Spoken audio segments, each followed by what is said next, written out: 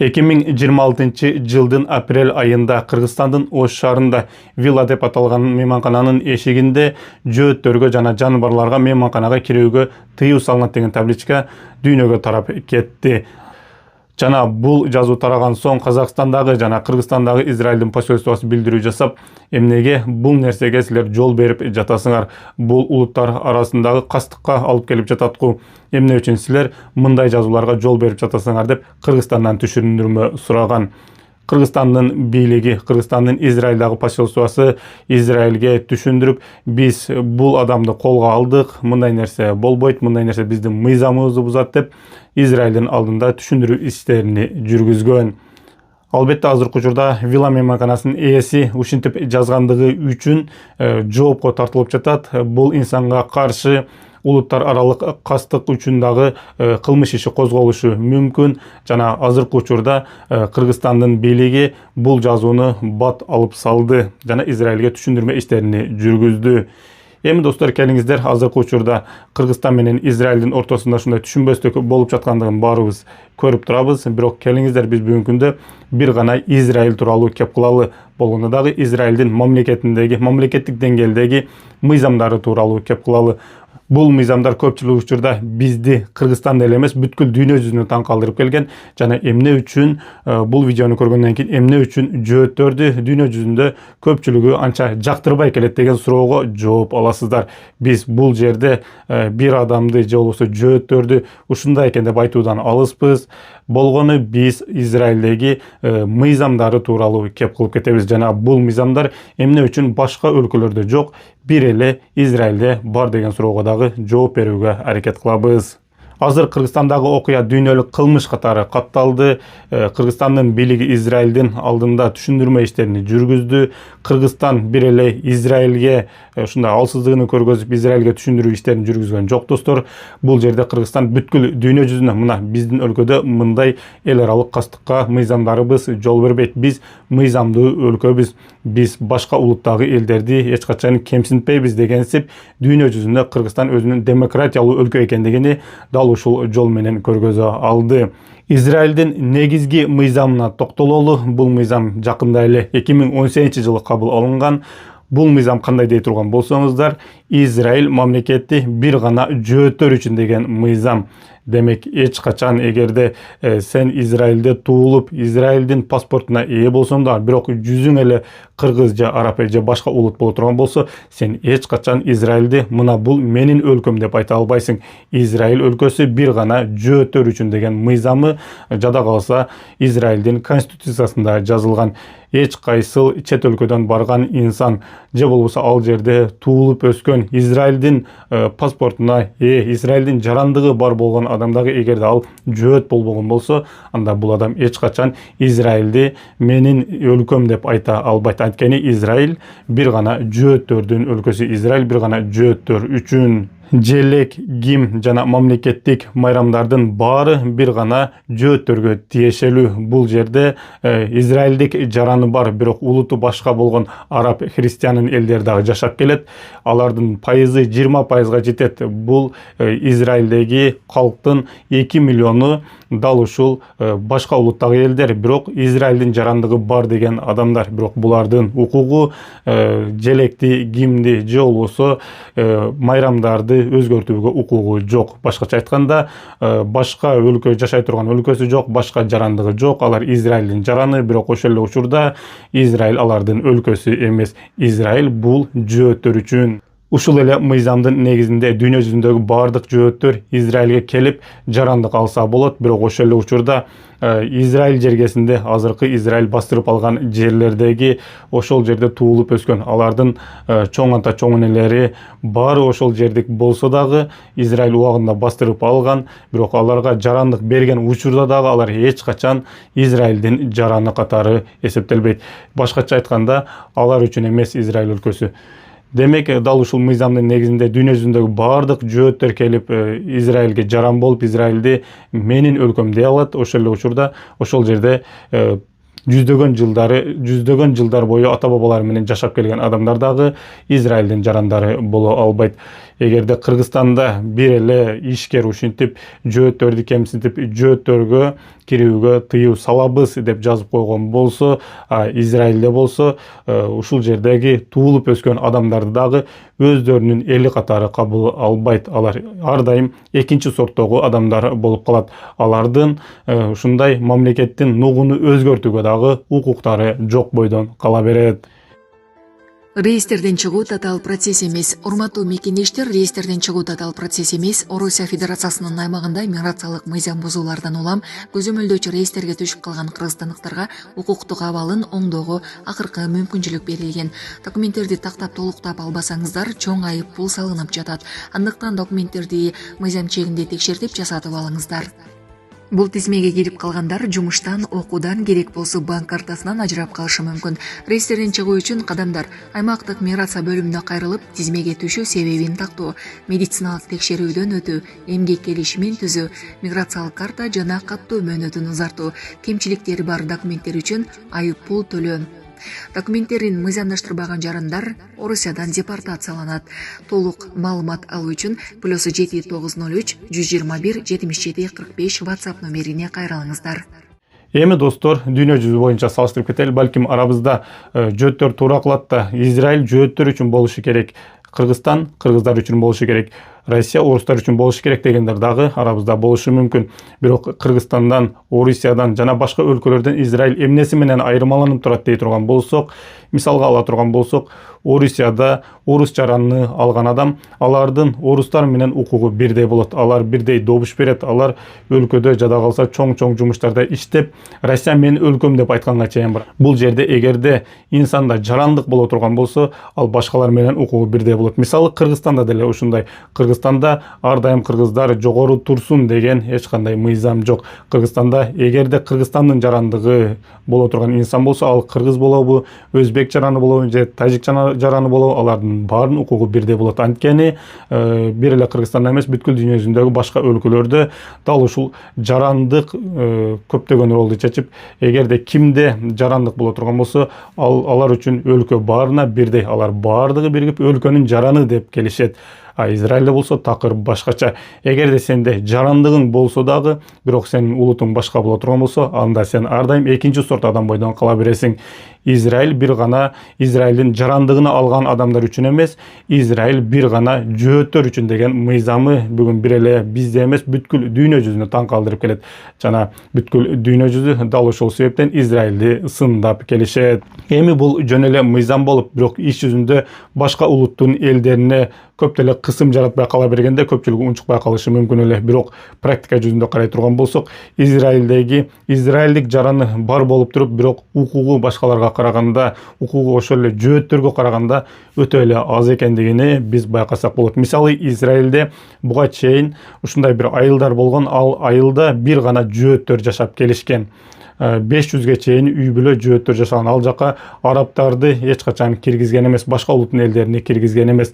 Жада калса алардын Израилдин жарандыгы болсо дагы, алар ошол жерде туулуп өссө дагы, аларды мындай айылдарга киргизген эмес. Эми азыркы учурда мындай айылдар 500дөн 700ге чейин көбөйүп жатат. Алар дал ушундай айылдарга башка улуттун элдерини киргизбейт. Араб болгон болсо, ал жерде араб Израилде туулуп өсүп, Израилдин жарандыгын алган болсо дагы бул жерге арабты киргизбейт. Эмнеге дегенде, биздин культурабыз бири-бирибизге туура келбейт. Бул жерде жалаң гана жөөттөр жашайт, бул жерге башка улуттар кирбейт деп ушундай айылдар бар.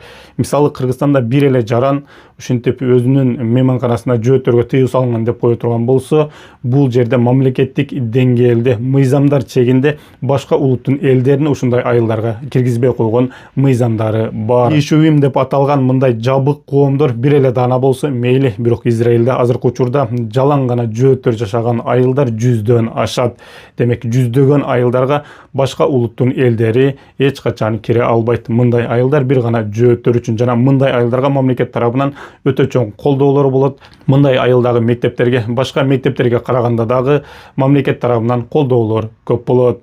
Сизге бат авиабилет керекпи? Анда биздин WhatsApp'ка кайрылыңыз. Биз сизге арзан баада жашыруун комиссиясыз эң мыкты билетти 10 мүнөттө таап беребиз. Эми мектептер жөнүндө кеп кылып калдык. Билим берүүдөгү теңсиздик тууралуу дагы айтып берели.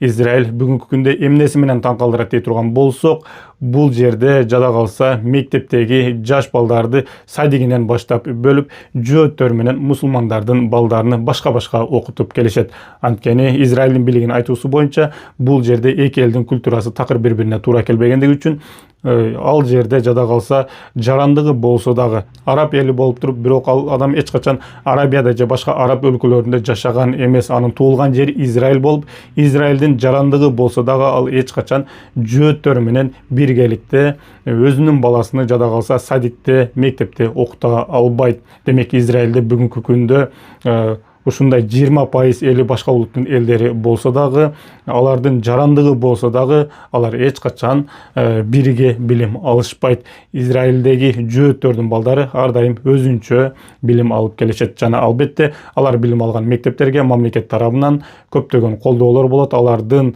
ушундай шарты жакшы болот. Мусулмандардын жана арабтардын, Израиль жарандыгы бар мусулман арабтардын мектептеги шарттары кыйла оор, кыйла начар.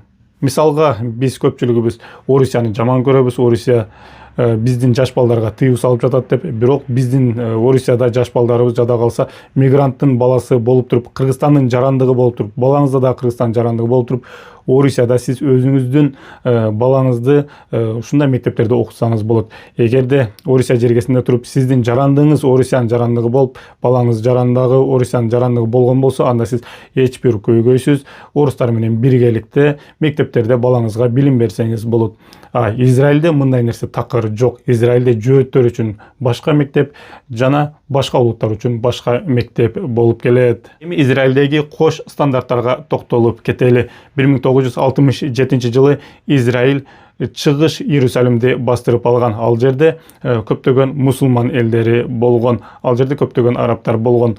Алардын көпчүлүгүнө тагыраагы 2 миллионго жакынына бүгүнкү күнгө чейин Израилдин жарандыгын бербей келет. Алар азыркы учурда же өзүнү Израилдерге кошо, же өзүнү ушул Израиль мамлекетине кошо албайт, же башка өлкөлөргө качып чыгып кете албайт. Алар ушул Израилдин көзөмөлүндө, бирок Израилдин жарандыгы жок. Жашоого убактылуу уруксат берилген, бирок алар Израилдин бийлиги тарабынан мыйман катары кабыл алынып келет. Алар эч качан Израилдин жарандыгы катары кабыл албайт. Израилдеги 20% эл жарандыгы бар болуп, алар Израилдин жараны катары кабыл алынса, бүгүнкү күндө Израилдин жараны катары кабыл алынмаган, аларга паспорт Израилдин жарандыгы берилбеген адамдар дагы бул өлкөдө абдан көп. Эгерде Израилдин жарандыгы бар туруп, көпчүлүк учурда алардын укугу жөөттөргө караганда аз болуп жаткан болсо, эми Израилдин жарандыгы жок болуп турган адамдардын укугу канчалык тебеленгендигин элестетүү дагы кыйын. Бирок ошондой болсо дагы биз дал ушул адамдардын жашоо шартына токтоло кетели. 1970 жылы Израилде дагы бир мыйзам чыккан. Ал мыйзам боюнча ар бир жөөт 1948 жылга чейин бул жер меники болгон эле деп аны мыйзам алдында далилдей алган болсо, анда жөөттөр башка улуттун элдеринен бул үйдү оңой эле тартып алат. Дал ушундай жол менен бүгүнкү күндө көптөгөн мусулмандарды өзүнүн жашап келген үйлөрүнөн кууп чыгып, бул жерлер биздики деп мыйзам чегинде мусулмандан тартып алып жөөттөргө өткөрүп берип жатат. Бирок кош стандарт тууралуу айта турган болсок, ошол эле укук мусулмандарда жок. 1948 жылга чейин бул жер меники болчу, бул жерде менин чоң ата чоң энелерим жашаган, бул жер менин үйүм деп мусулман бара турган болсо, мындай ишти сот карабайт. Мындай учурда жөөттөрдөн мусулмандар эч качан тартып ала албайт. Дал ошол себептен жөөттөрдү өз үйүнөн кууп чыгып, ал жерге мусулмандардын барып орношкондугун Израилде көрбөйсүз. Израилдеги мыйзамдар бир гана жөөттөр үчүн иштейт, мусулмандар үчүн иштебейт. Дүйнө жүзүнө таң калтырган факт бул чыгыш Иерусалимди Израиль басып алган жер. Бул жерге Израиль өз жарандарын алып кирип жашоого уруксат бербеши керек эле. Бирок практика жүзүндө такыр башкача, такыр тескерисинче болуп жатат. Кайрадан бул жерди Израиль 1967 жылы басып алгандыгына карабастан, бул жерге өз жарандарын алып кирип, мусулмандарды ал жерден кууп чыгып, өз элине абдан бат жайылтып, мусулман айылдарын еврей жөөттөр айылына айландырып келет. Бул албетте бир эле мусулмандардын эмес, бүткүл дүйнө жүзүндөгү мыйзам чегиндеги жашаган, демократиялуу деңгээлде жашаган мамлекеттердин элдерин ачуулантып келет. Израилде жакында эле Иса пайгамбардын эстелигине ушул Израилдеги Сахал армиясынын жоокери Иса пайгамбардын эстелигини чаап башынан чаап талкалап салгандыгын көрүп келдик. Бул жерде бүткүл дүйнө жүзүндөгү 2 миллиард 300 миллион христиан элини ачуулантты. Бирок дароо эле Израилдин премьер-министри, Израилдин жогорку даражалуу инсандары бүткүл дүйнө жүзүнөн кечирип бул аскерди жоопко тартабыз, бул аскер жоопко тартылыш керек, туура эмес кылды деп билдирүү жасашты. Бирок ошол эле учурда дүйнө жүзүндөгү элдер эмне үчүн бул аскер бул кадамга барды? Жөндөн жөн барган жок да, мамлекеттин ичинде, мамлекеттик деңгээлде ушундай башка улуттарга, башка элдерге ушундай каршы риторика жүрүп келет да деген суроону узатышты. Келиңиздер, анда эмесе биз азыркы учурда ушул Израилди башкарып жаткан жогорку даражалуу инсандардын башка улуттарды кемсинтип сүйлөгөндүгү тууралуу дагы айтып кетели. Израилдин Кнессетиндеги депутат, азыркы премьер-министр Биньямин Нетаньяхунун Ликуд деп аталган партиясынан чыккан Ниссим Ватура аттуу депутат мынтип айткан: ал Газадагы бардык жаш балдар, жада калса эми туулган жаш балдар дагы баары террорист, алар туулганда эле террорист болуп туулган деп кемсинтип айткан сөзү бар. Израилде жада калса министрлер, депутаттар ушинтип башка улуттарды кемсинткен сөздөрдү айтып келет. Мындай сөздөрдү башка өлкөлөрдө, мисалы Кыргызстанда же болбосо дагы башка өлкөлөрдө айткан болсо, биз мындай башка элди кемсинткен сөздөргө жол бербейбиз деп мыйзам чегинде мындай адамдарды жоопко тартып келет. А Израилде болсо жогорку даражалуу инсандар дагы дал ушундай сөздөрдү айтканга укугу бар жана буларга эч ким эч нерсе дебей келгендиги бүгүнкү күндө дүйнө жүзүнө таң калтырат. Коргоо министри Йоав Галлант бул Израилдеги экинчи инсан десек дагы болот. Азыркы учурда Израиль согушуп келгендиги үчүн бул инсандын таасири Израилде абдан күчтүү. Дал ушул инсан өзүнүн душмандарыны адам сыяктуу жаныбарлар деген билдирүүнү жасаган. Биз адам сыяктуу жаныбарлар менен согушуп жатабыз деп өлкөдөгү экинчи инсан, таасирлүү инсан ушинтип билдирүү жасаган. Эми Кыргызстанда бир инсан ушинтип башка улуттун элдерин жаныбарга теңдей турган болсо, анда албетте бул инсан өтө чоң жоопкерчиликке тартылат. Бул инсанга кылмыш иши козголот. Кыргызстандагы азыркы мейманкананын ээсине дагы дал ушинтип жоопкерчиликке тартып, кылмыш ишини козгоп, текшерүү иштери жүрүп, жада калса Израилге түшүндүрүү иштери дагы жүргүзүлдү. Бул албетте Кыргызстандын алсыздыгы эмес, бул Кыргызстанда башка улутту кемсинтпеген мыйзамдар иштейт деген билдирүү. Бул бир эле Израилдин алдына түшүндүрүү эмес, бүткүл дүйнө жүзүндө мына биздин Кыргызстан демократиялуу өлкө, биздин Кыргызстанда башка улуттарды кемсинтүү деген нерсе жок. Биз мыйзам чегинде бул нерсени көзөмөлдөп келебиз деген так билдирүү.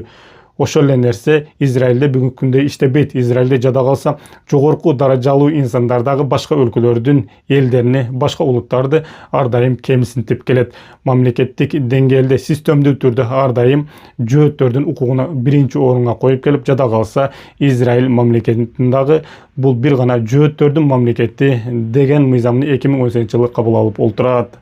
Албетте биз эч качан бир улутту кемсинтпешибиз керек. Ал мусулман болобу, христиан болобу, жөөт болобу, биз эч качан башка улутту кемсинтпешибиз керек. Бул демократиялуу өлкөдө дал ушундай башка улуттарды кемсинтпей келишибиз керек.